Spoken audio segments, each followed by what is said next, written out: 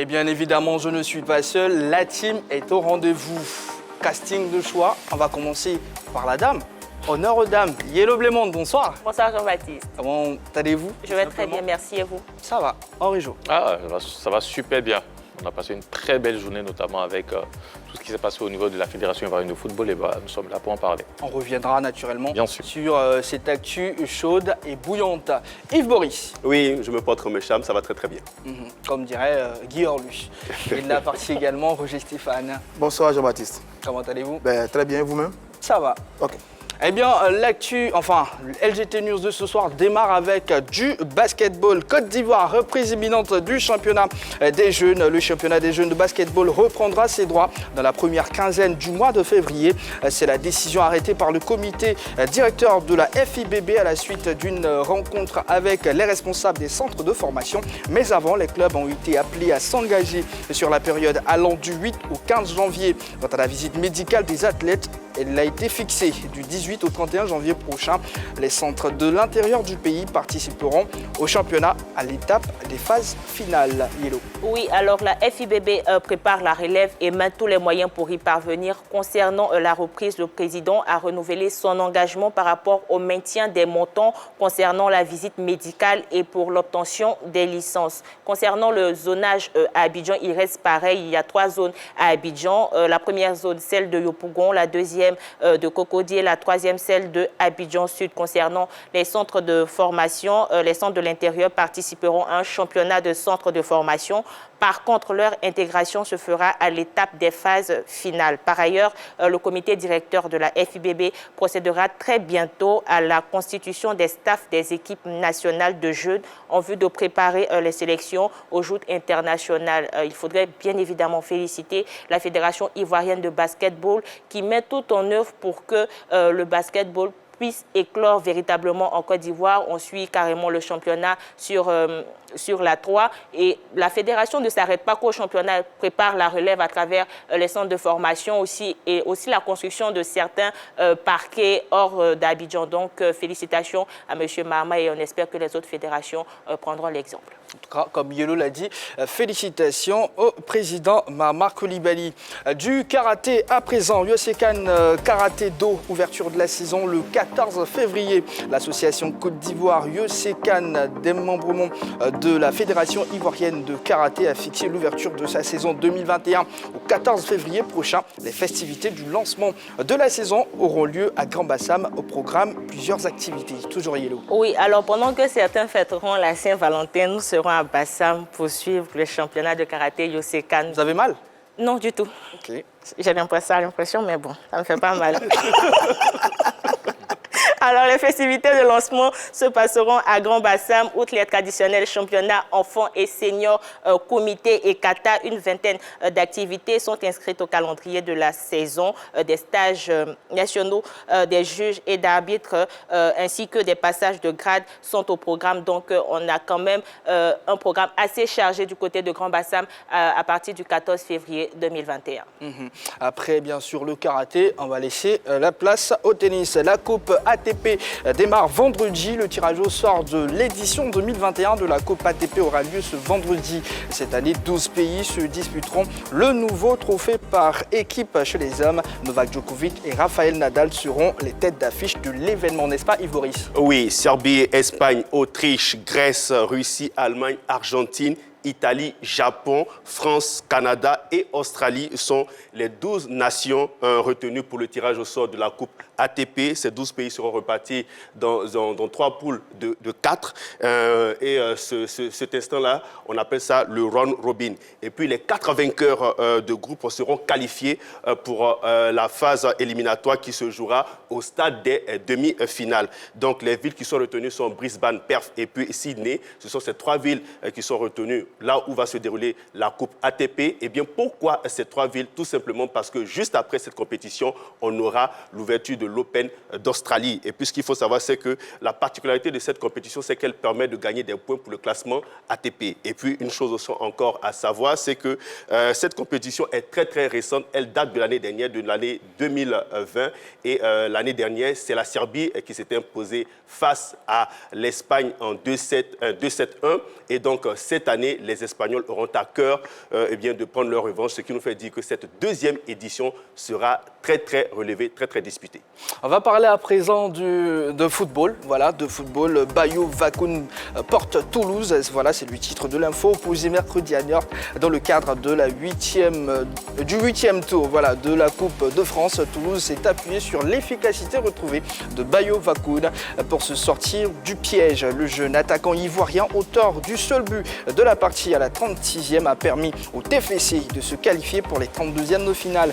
Bayo en est à 2 buts en autant de matchs, Henri Jo. En tout cas, Patrice Baumel aura du pain sur la planche et a choisi ses attaquants les jours à venir puisque Bayo Vakoun est très en forme actuellement. Il a permis, comme vous l'avez dit, à son club de pouvoir s'imposer face à cette équipe de Niort au 8e tour de la Coupe de France avec ce but inscrit à la 36e minute. Il était légèrement décalé, excentré, mais cela ne l'a pas empêché de battre le portier de cette équipe de Niort.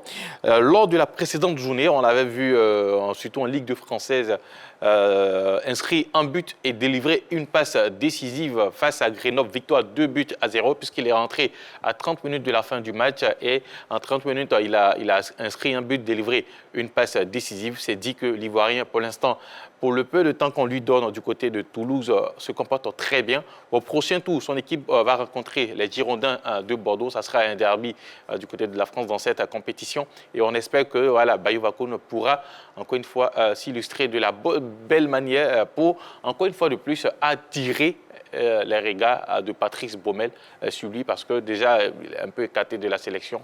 Ça lui permettra forcément de revenir dans cette sélection. Henri Jo, 3 qualités de Bayo Vakoun.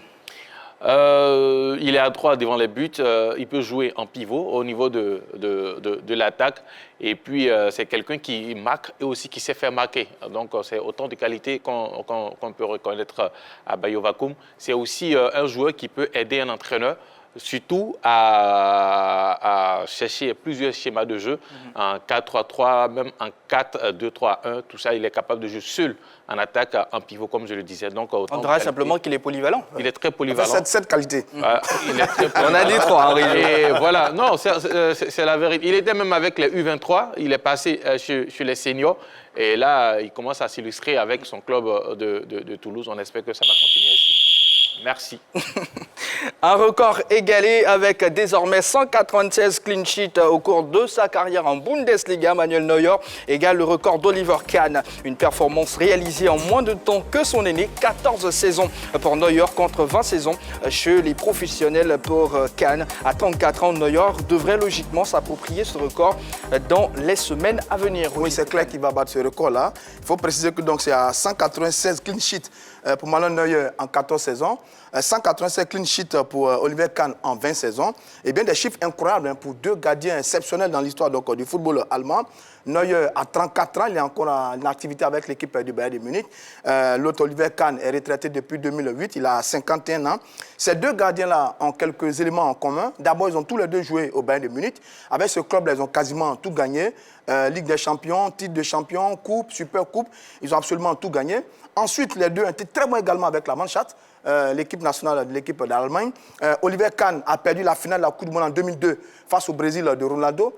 Et Manuel Neuer, lui, a gagné la finale de la Coupe du Monde de 2014 face à l'Argentine de Lionel Messi. Donc, deux gardiens d'exception qui ont été plusieurs fois meilleurs gardiens du monde, meilleurs gardiens de l'année. Et Manuel Neuer, d'ailleurs, c'est mon avis, aurait pu le Ballon d'Or en 2014, eu égard à la saison exceptionnelle qu'il a fait avec l'équipe du Bayern de Munich. Malheureusement, il a été 3e sur le podium, car cela ne tienne.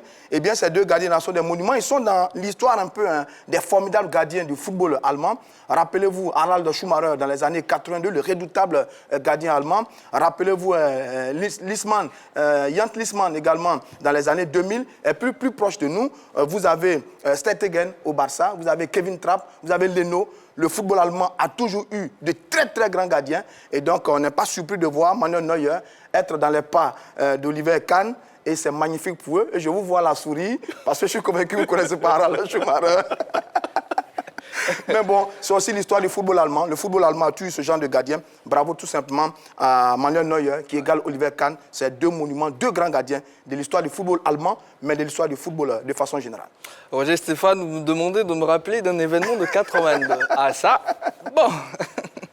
Toujours du foot dans les news de ce soir. Cette fois, c'est un record qui a été battu. Buteur lors de la victoire de la Juventus face au Napoli en Supercoupe d'Italie 2-0. Cristiano Ronaldo a inscrit son 760e but en match officiel, ce qui fait de l'attaquant portugais, selon de nombreuses statistiques, le meilleur buteur de tous les temps, juste devant le tchécoslovaque Josef Bican. 759 buts et Pelé 759 plutôt pour Josef Bican et Pelé 757, Yves Boris. Oui, Cristiano Ronaldo, plus que jamais dans les annales du football, l'attaquant portugais en inscrivant son 760e but lors de la finale de la Supercoupe d'Italie, eh bien, le footballeur devient le footballeur le plus prolifique, toute génération confondue. CR7, dont l'objectif est d'atteindre la barre de 800 buts, s'achemine, je dis, allègrement vers cette quête. Il est à 40 réalisations de cet objectif. Est-ce qu'il pourra y arriver? Est-ce qu'il va pouvoir atteindre cet objectif-là? Eh bien, impossible n'est pas Cristiano Ronaldo au regard de ses qualités, de son mental et surtout de sa grinta, de sa faim de battre les records. On va se donner tout simplement rendez-vous à la fin de la saison pour voir ou pour savoir si Cristiano Ronaldo a réussi à atteindre ses 800 buts. Mais chapeau au garçon, félicitations à lui. Et puis, il est tout simplement exceptionnel dans sa façon de jouer et de se comporter sur le terrain. En tout cas, compétiteur, il est, on espère, hein, et on sait qu'il peut le faire, n'est-ce pas, Henri Jo? Surtout avec la poule du Portugal pour les éliminatoires de la Coupe du Monde, où il n'y a pas assez de grosses nations. Il n'y a que un griffe, des petites nations. Donc, on sait très bien que Ronaldo, face à ces nations-là, parfois, marque énormément. Donc, on espère, on attend de voir Bon, la fin de la s'attaque saison. maintenant aux 3 coups du monde de Pelé. On va voir ça. Ça va venir. En Voilà, tout cas, on va voir vous ça. avez mis entre griffes, il n'y a plus de petites nations, Henri Jo. Bien sûr. Voilà pour les news de ce soir. Amis téléspectateurs, on va passer au focus.